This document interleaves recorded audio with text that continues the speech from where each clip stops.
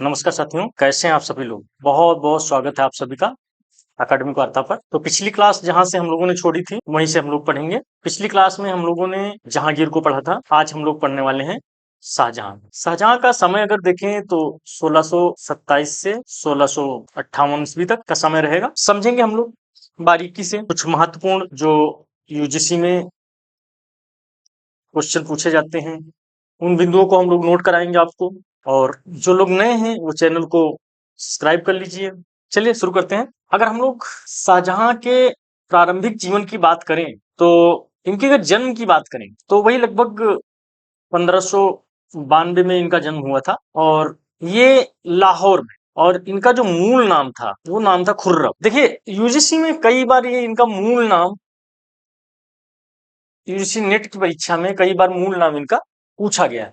तो ये basic information बहुत जरूरी होता है। पूरा नाम अगर हम लोग बात करें तो पूरा नाम इनका था शिहाबुद्दीन मोहम्मद शाहजहां। शिहाबुद्दीन मोहम्मद शाहजहां। बाकी आप पिता जान ही रहेंगे, पिता थे जहांगीर। पिता जहांगीर और माता जो है इनकी जगत गोसाई थी, जोधाबाई। अच्छा, इनके पुत्र थे। पुत्रों की बात अगर करें तो 4 पुत्र थे। सबसे बड़ा था दारा सिकोह, उसके बाद में शाह सुजा, उसके बाद औरंगजेब, उसके बाद मुराद।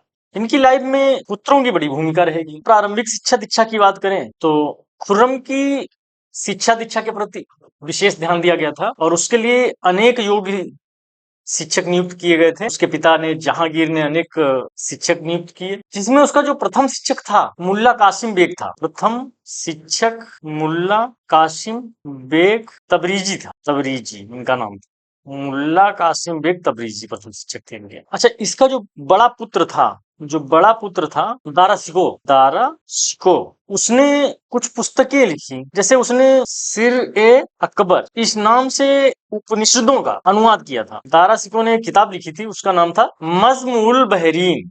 मज्म उल बहरीन पूछा जाता है कभी कभी। तो मज्म में से होता है मिलन, मज्म मीन्स मिलन, और बहरीन में सागर या समुद्र, समुद्र या सागर लिख सकते हैं, जो जैसा अर्थ निकलता हो यहाँ पर। मतलब दो सागरों का मिलन, दो सागरों का मिलन, ये इसका।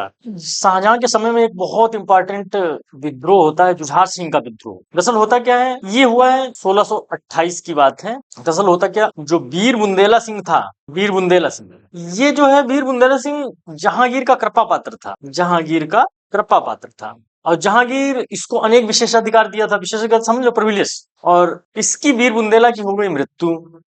जब मृत्यु हो गई तो इसका बेटा था जुझार सिंह। अच्छा, जुझार सिंह जब उत्तराधिकारी बना, जब उत्तराधिकारी बनेगा जुझार सिंह, दरअसल ये जो इनका, ये जो वीर बुंदेला सिंह हो या जुझार सिंह हो, ये क्या था, मुगलों के अधीन थे, मुगलों के अधीन थे। अब होता ये है, ये जो है जुझार सिंह कोई हिसाब ही नहीं दे रहा था जहांगीर, शाहजहां को। जब शाहजहां को हिसाब नहीं दे रहा तो शाहजहां जब गद्दी पर बैठा तो उसने एक्शन लिया है, नोटिस भिजवा दिया। और इस बात से बुंदेला परिवार हुआ नाराज, विद्रोह कर दिया। तो बुंदेला परिवार का दमन किया और दमन करने के लिए भेजा महावत सिंह को भेज दिया। उसके नेतृत्व में इसका दमन किया गया। इसी बात को लिख लीजिए। तो जब शाहजहां गद्दी पर बैठा तो उसने एक्शन लिया, मतलब नोटिस भिजवाया। इस बात से बुंदेला परिवार हुआ नाराज, बुंदेला परिवार नाराज हुआ। अच्छा, शाहजहां ने किसको भेजा था? शाहजहां ने महावत खां के नेतृत्व में इसका दमन किया। महावत खां के नेतृत्व में इसका दमन किया।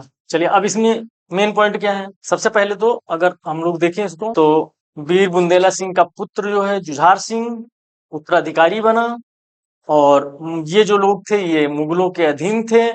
बाद में शाहजहां जब गद्दी पर बैठा तो उसने एक एक्शन लिया, उसने नोटिस भिजवा दिया, जिसके कारण बुंदेला परिवार नाराज हुआ। तो ये शाहजहां ने महावत खां को भेजा। अब ये बात पूछ सकता है, महावत खां को भेजा, यहाँ से किसके नेतृत्व में इसका दमन किया गया, ये क्वेश्चन उठ सकता है। यहाँ से ऐसे क्वेश्चन बनता है। उसके बाद हुआ खान ने जहां लोदी का विद्रोह। ये बात है 1628 की, 1628 28 ईस्वी की। दरअसल हुआ क्या, ये खान जहां लोधी जो था, ये क्या कर रहा था, ये दक्षिण भारत के अहमदनगर के साथ मिलकर षड्यंत्र कर रहा था, और ये मालवा का सूबेदार था।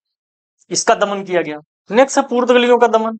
अगर इसकी बात करें तो ये 1631 से 32 की बात। ये दरअसल क्या हुआ, हुगली के निकट जो व्यापार वाणिज्य करने पुर्तगाली लोग आते थे, ये लोग तो ये क्या करते थे, ये अक्सर टैक्स नहीं देते थे।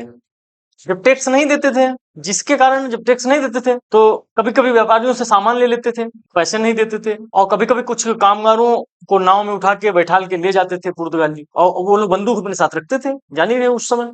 और इस बात की खबर लगी शाहजहां को। शाहजहां ने कासिम खां को भेजा और कहा पुर्तगालियों को सबक सिखाओ। इस प्रकार शाहजहां ने सभी विद्रोहियों का दमन किया जो पुर्तगाली विद्रोही थे। तो किसको भेजा, किसके नेतृत्व में, कासिम खां के नेतृत्व। चलिए इसी बात को लिख लीजिए। हुगली के निकट वाणिज्य करने वाले, वाणिज्य व्यापार करने वाले पुर्तगाली टैक्स नहीं देते थे, भारत के कामगारों को नाव में उठा लेते। चलिए इसकी खबर मिली शाहजहां को, उसने कासिम खां को भेजा।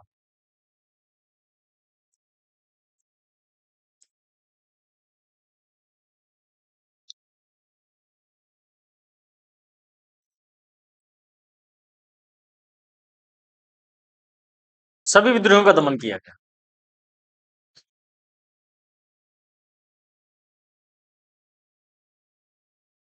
चलिए इसी बात को रिपीट कर लीजिए। ये लोग टैक्स नहीं देते थे, कभी कभी कामगारों को उठा लेते थे, और किसके नेतृत्व में, कासिम खान के नेतृत्व में। ओके। अगर हम लोग देखें तो शाहजहां के समय में कुछ प्रमुख घटनाएं हैं, जिसमें एक घटना है उसके समय में दुर्भिक्ष और प्लेग की बीमारी आ गई थी। ये घटना है 1630 की, 30 से 32 के बीच की बात। और इसी समय में 1631 में मुमताज महल की मृत्यु हुई। मुमताज महल की मृत्यु हुई थी, बहुत इंपॉर्टेंट है। जो ये दुर्भिक्ष पड़ा है, इसका वर्णन किया है पीटर मुंडी ने। इसके विषय में लिखा, पीटर मुंडी ने लिखा है कि जो राजपथ थे 100 बिखरे पड़े थे राजपथों पर। ये क्वेश्चन पूछता है डायरेक्ट, हूबहू नेट में पूछ लेता है यहां से। किसने कहा था, पीटर मुंडी ने कहा था, है ना। अगर हम लोग मुमताज महल की मृत्यु के बारे में बात करें तो पाते हैं कि इनका जो मुमताज महल का नाम था, मुमताज महल का जो नाम था वो था मुमताज महल का नाम।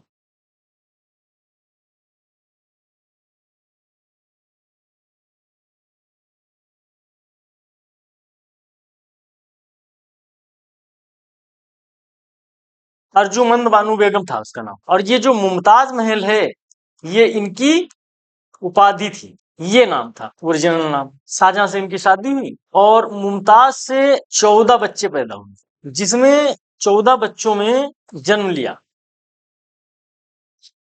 जिसमें 7 बचपन में मर गए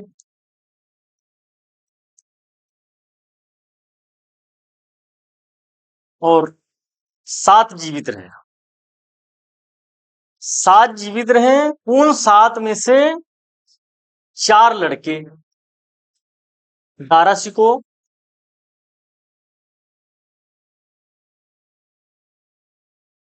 शाह सुजा,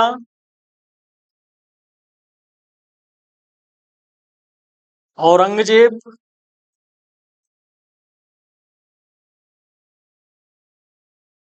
मुराद, 4 लड़के जीवित थे। और अगर लड़कियों में बात करें तो 3 लड़कियां थी लड़कियों, जहान आरा, रोशन आरा, गौहन आरा।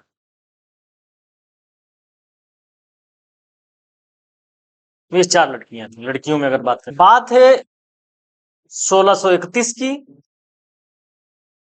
जगह है एक बुरहानपुर। वहीं इनको प्रसव पीड़ा हुई, प्रसव पीड़ा के कारण इनका डेथ हो गया था।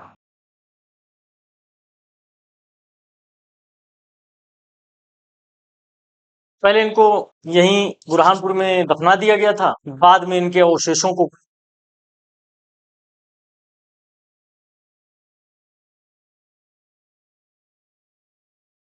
लाया गया। यमुना नदी के किनारे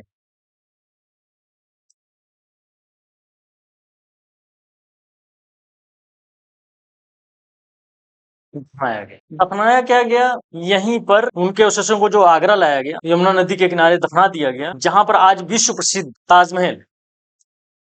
गए कभी देखने ताजमहल आप? मुमताज महल की स्मृति में ही शाहजहां ने ताजमहल का निर्माण कराया था।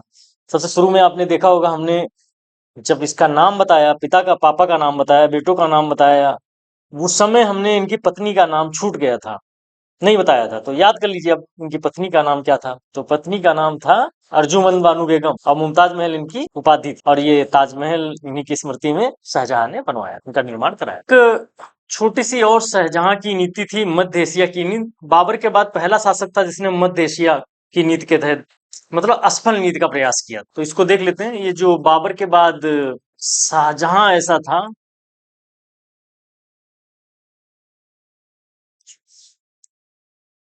शासक था जिसने मध्य एशिया की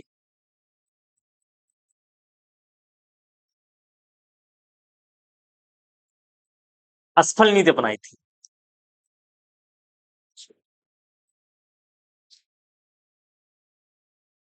स्टोरी तो बड़ी है, सरलता के साथ समझ लीजिए, असफल नीति रही। अगर हम शाहजहां के काल को स्थापत्य कला अगर हम लोग शाहजहां के काल को स्थापत्य कला की दृष्टि से देखें तो उसे स्वर्ण युग कहा जाता है। शाहजहां के काल में बहुत सारी बिल्डिंग्स बनी, जिसमें ताजमहल जैसा अद्भुत भवन बना। उसने एक शहर बसाया शाहजहानाबाद, जिसे हम पुरानी दिल्ली के नाम से जानते हैं। शाहजहानाबाद में उसने लाल किला बनवाया, जो बलुआ पत्थर से बना है। और जैसे जहांगीर के समय में चित्रकला महान थी, शाहजहां के समय में स्थापत्य कला महान थी। तो इसी बात को लिखना चाहो लिख लो पॉइंट में, एक एक पॉइंट। शाहजहां के काल को स्थापत्य कला का स्वर्ण युग कहा जाता है। इसने ताजमहल जैसा अद्भुत भवन बनवाया, ताजमहल जैसा अद्भुत भवन बनवाया। उसने एक शहर बसाया, उसने एक शहर बसाया। पूछा जाता अक्सर ये प्रश्न, जिसे शाहजहानाबाद कहा जाता है, जिसे शाहजहानाबाद कहा जाता है, जिसे हम लोग आजकल पुरानी दिल्ली बोलते हैं। और वहीं इसने एक लाल किला बनवाया था। लाल किला बनवाया था। लाल किला में गए आप लोग कभी घूमने? किला का मतलब क्या होता है? फोर्ट का मतलब क्या होता है? चारों तरफ से बिल्डिंग, उसके अंदर वो छोटे छोटे हाउस, रानी का महल, राजा का महल, हाँ, इस तरीके से मस्जिद है उसी में। और जाओ देखो, देखने लायक है। ये बलुआ पत्थर से बना है, बलुआ पत्थर रेड कलर का होता है, पूरा लाल बलुआ पत्थर से बना। यहाँ लाल लिख लीजिए, नहीं तो कंफ्यूजन हो जाएगा। लाल बलुआ पत्थर से बना। ओके। मतलब कह सकते हैं कि शाहजहां के काल में स्थापत्य कला महान थी। अच्छा, कहानी यहाँ तक शाहजहां की कुछ कुछ समझ में आने लगी होगी आप लोगों को। शाहजहां जो है, ये हमने पहले ही बताया था, 1628 से 1658 तक रहा। और 58 का जब समय आया, जब 58 का समय आया, वह अस्वस्थ हो गया। जब वह अस्वस्थ हुआ तो उसके चारों बेटों में, साम्राज्य के चारों कोनों में, उसके जो जब 1628 का समय आया तो उसके जो चार बेटे थे, दारा शिको, शाह सुजा और औरंगजेब और मुराद, तो ये चारों बेटे उसके, जब ये स्वस्थ हो गया, चारों बेटे जो थे वो चारों कोनों में अपॉइंट थे। और बेटों में आपस में झड़प होगी तो उसको बोले उत्तराधिकार का युद्ध। ये जो दारा शिकोह था, ये अपने पिता के पास था दिल्ली में, मिलान के लिए। इस तरीके से क्वेश्चन पूछ सकता है। शाह सुजा जो था ये बंगाल में था, और औरंगजेब जो था ये दक्षिण में था, अहमदनगर में। और मुराद जो था ये गुजरात में था। जब पिता के अस्वस्थ होने की सूचना मिलेगी तो इन सब में होगी झड़प। झड़प होगी तब होगा उत्तराधिकार का युद्ध। बात है 57-58 की, जब शाहजहां अचानक बीमार पड़ गया और राजकीय कार्यों को करने में सक्षम हो गया, और झरोखा दर्शन में भी नहीं जा पा रहा था।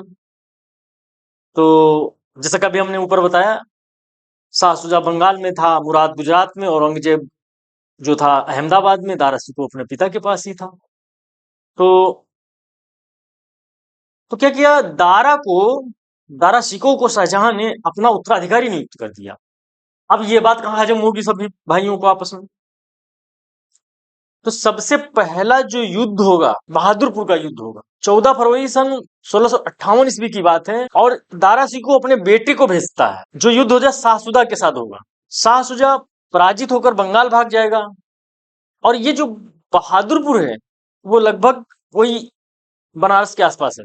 इसी बात को थोड़ा सा और लिखते चलते हैं हम लोग। जब शाहजहां बीमार पड़ा तो दारा शिकोह दरअसल शाहजहां के पास था, तो दारा को उत्तराधिकारी नियुक्त कर देगा। उत्तराधिकारी नियुक्त कर देगा। तो सबसे पहले जो युद्ध होगा वो होगा बहादुरपुर का युद्ध। इसमें क्या होता है, ये जो शाहसुजा वर्सेस दारा शिकोह का बेटा, दारा का बेटा, इनके बीच में होगा। इसी में ये शाहसुजा जो है बंगाल भाग जाएगा।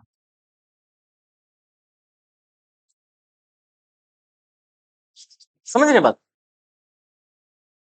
उसके बाद होगा दूसरा जो युद्ध होगा वो होगा धर्मत का युद्ध। ये 1658 की बात है। मुराद और औरंगजेब दोनों दिल्ली पर कब्जा करेंगे। ये उज्जैन के निकट है। धर्मत जो है ये उज्जैन के आसपास है, उज्जैन के आसपास। और यहाँ पर क्या होगी, केंद्रीय सेना आ जाएगी। केंद्रीय सेना समझ रहे किसके अधीन है उस समय? ये केंद्रीय सेना जो है दारा के अधीन है, और दारा उधर औरंगजेब आ जाएगा। अब केंद्रीय सेना जो है ये जाएगी कासिम खां के नेतृत्व में, इसकी देखरेख करेंगे। तो ये कासिम खां हार जाएगा, मतलब केंद्रीय सेना हार जाएगी। और इसी का लाभ उठा करके औरंगजेब पहुंच जाएगा कहाँ?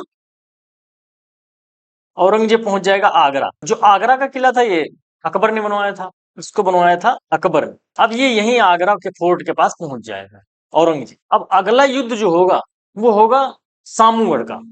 सामूगढ़ जो है इसका खुद नेतृत्व दारा करेगा, स्वयं नेतृत्व करेगा।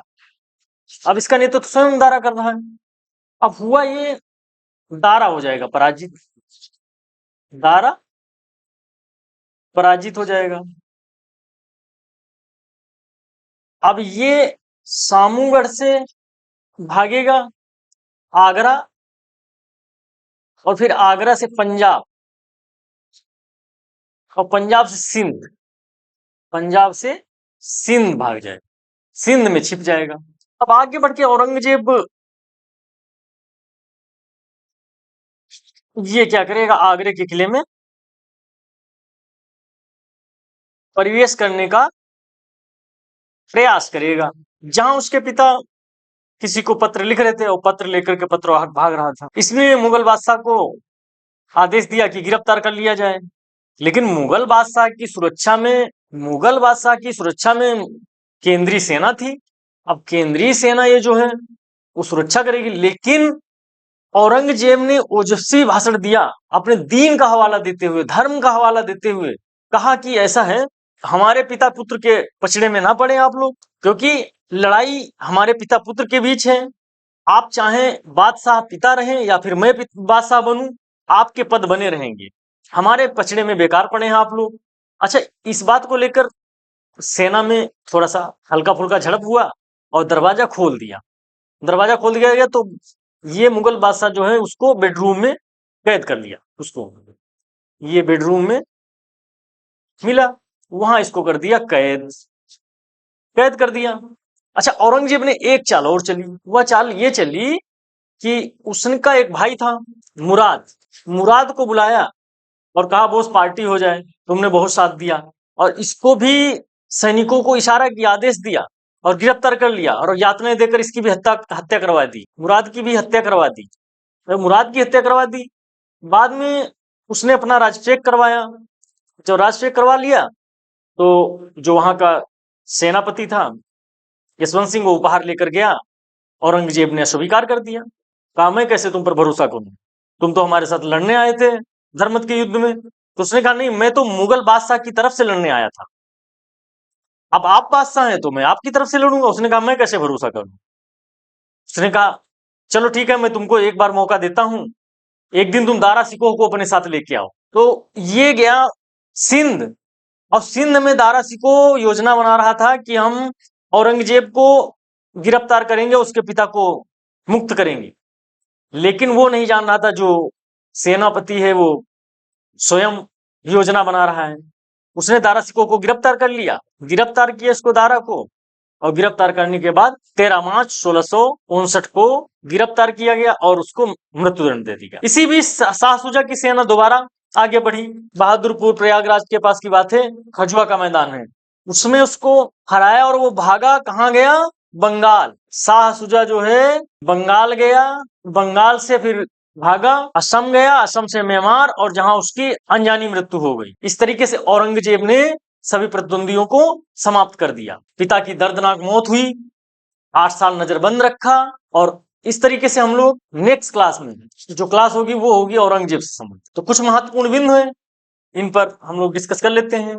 सबसे पहले हम लोगों ने पढ़ा बुंदेला विद्रोह, खाने जहां लोधी विद्रोह, उसके बाद पुर्तगाली विद्रोह, उसके बाद हम लोगों ने उत्तराधिकार का संघर्ष पढ़ा, और हम लोगों ने ताजमहल के विषय में बात करी।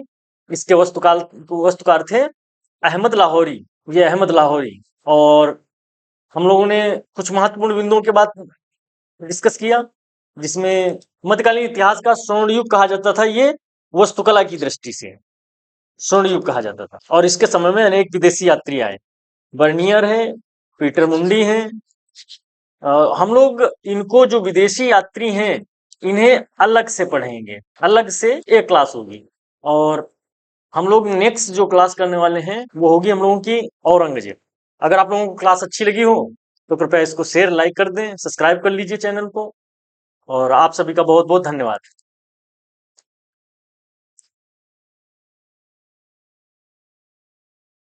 आप सभी के सुझाव एवं प्रश्न आमंत्रित हैं। आप मेल पर लिख सकते हैं, कमेंट्स बॉक्स में लिख सकते हैं,